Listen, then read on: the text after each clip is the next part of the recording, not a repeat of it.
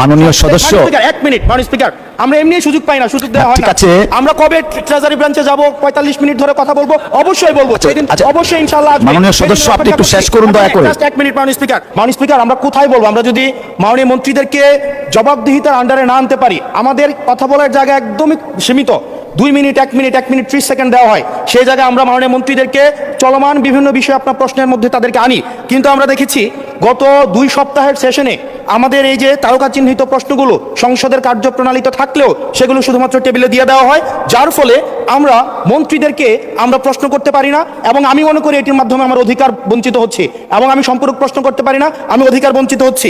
যেমন চলমান ঘটনায় যেটি গুরুত্বপূর্ণ, আমরা কল্পনাও করতে পারি নাই একটা নির্বাচনের পরে কার্টুন শেয়ার দেওয়ার জন্য হাসান ইনামকে গ্রেফতার করা হবে। মাননীয় স্পিকার, আমরা হাসিনার আমলে দেখেছি কটূক্তি করার জন্য গ্রেফতার করা হয়, কার্টুন শেয়ার করার কারণে আমাদের চিফ হুইপ মহোদয় আমাদেরকে ইনভাইট করেছিলেন এই সংসদে যে